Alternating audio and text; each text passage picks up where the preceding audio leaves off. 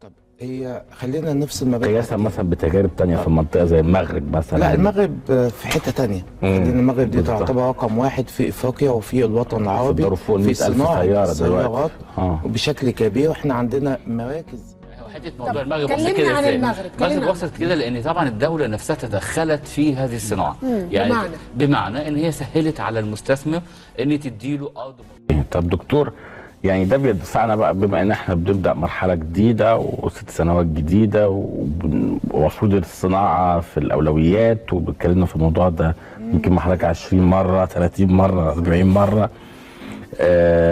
يعني في خلال الشهور الماضيه كان في اكتر من اتفاق للحكومه على تعظيم المكون المحلي، يعني يمكن كان اخرها 3 اتفاقيات اطاريه لتصنيع السيارات داخل البلاد مع الهيئة العامة للاستثمار وصندوق تمويل صناعة السيارات ووحدة الصناعة، يعني والتحرك مع عدة شركات منها عز السويدي للسيارات الدولية للتجارة، تامكول غبور وغيره. لكن برضو مفيش ملامح واضحة لغاية دلوقتي امتى ممكن نكون بناخد خطوات جادة في هذا الموضوع. طب هي خلينا نفصل ما بين قياسا مثلا بتجارب تانية في المنطقة زي المغرب مثلا. لا، المغرب في حتة تانية، لأن المغرب دي تعتبر رقم واحد في افريقيا وفي الوطن العربي بيصدروا فوق ال 100,000 سيارة دلوقتي بشكل كبير، واحنا عندنا مراكز معظم السيارات العالمية زي ما اعرفش اقول ماركات المانيه زي اوبل زي هونداي اتنقلت للمغرب.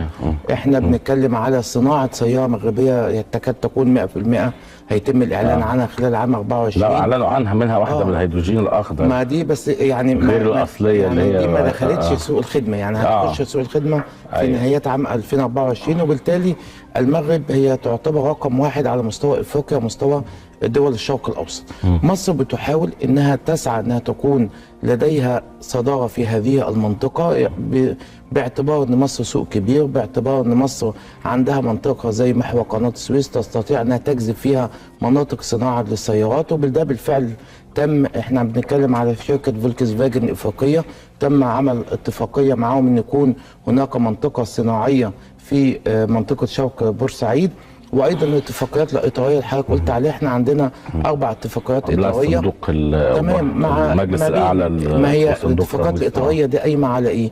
جهه حكوميه، سواء كانت الصندوق السيادي، سواء كان الهيئه العامه للاستثمار، سواء كانت وحده صناعه السيارات او وحده تمويل السيارات تابعه لوزاره الماليه او وزاره الصناعه، او المجلس الاعلى لصناعه السيارات، وده من ناحيه، ومع الشركات الموجوده في القطاع الخاص.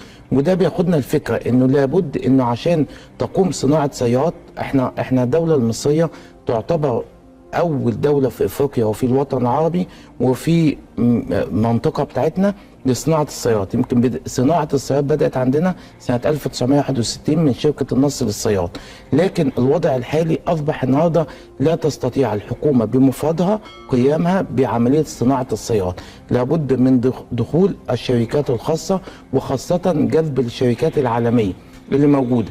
يمكن عندنا اتفاقيه ايضا مع شركه صينيه لصناعه السيارات الكهربائيه، ودي يمكن تم التوقيع عليها في 2021. يمكن ما ظهرتش ما وقفت بعديها، ما ظهرتش السوق. لا، هي في انتاج ليها، وان يكون عندي منتج لصناعه سيارات. الهدف في الدوله ان يكون عندي منتج لصناعه السيارات المحليه الصنع على الاقل مكون صناعي محلي ما بين 45 ل 50%، وفي الاتوبيسات ما بين 75 ل 80%. ده موضوع الاتوبيسات ماشي. الاتوبيسات موجوده وبدات بالفعل بدات تكون موجوده، وبدات مصر تصدر بهذا المكون لبعض الدول العربيه. ده الفكره. يمكن الفكره دي تبلورت اكتر بانشاء المجلس او بقانون 162 لسنه 22 اللي هو بانشاء المجلس الاعلى للسيارات، وده اللي هو يكون فيه تحفيز او في اطار محدد ان انا يكون عندي منطقه صناعيه، يكون عندي تمويل ومسانده لدعم صادرات السيارات في مصر من خلال ان انا يكون عندي مبادره 500 مليون جنيه، وعندي ايضا مبادره ثانيه ان انا اشجع على صناعه سيارات اللي هي صديقه البيئه. لانه العالم النهارده بيتجه للصناعات اللي هي او السيارات صديقه البيئه، سواء كانت الكهربائيه او الغاز الطبيعي، بعيدا عن البنزين والنفط اللي هو مشتقات البنزين يعني. ده من ناحيه، وان يكون عندي ايضا اطار لصناعه سياره محليه او بمكون سلع. انا النهارده بستورد سيارات بعدد كبير جدا. مصر حاليا احنا كل الشركات اللي عندنا الخاصه بصناعه السيارات هي تجميع سيارات وليس صناعه حقيقيه. فتجميع السيارات بمكون، احنا عندنا مكون محلي 17%. طب انا وعندنا اشكاليه يمكن سياده الرئيس تحدث عنها، ان معظم الشركات المغذيه لصناعه السيارات في مصر و500 شركه بينتجوا نفس الانتاج، اللي هو الكراسي الداخليه مش عارف ايه، الكاوتش، المساحات، الحاجات. طب انا عايز شركه فلان نخش في اشباه الموصلات ومش عارف ايه وايه ربما يكون انا عندي امل في 24، لانه احنا في اتفاقيه مع اتفاقيه البريكس هندخل فيها او هتبدا تفعيلها من 1/1. عندنا جنوب افريقيا بتنتج سيارات، عندنا طبعا الصين ودي من كبار بتنتج 28 مليون سياره سنويا، عندنا الهند بتنتج سيارات. هم عندهم انكماش برضه الصين بس لا ما هو الانكماش غير الانكماش عندنا يعني. هو الانكماش ان هو بدل ما بينتج 33 مليون سياره لا بينتج 28 مليون، ده الانكماش بالنسبه لي. لكن انا بالنسبه لي لا، الانكماش مختلف.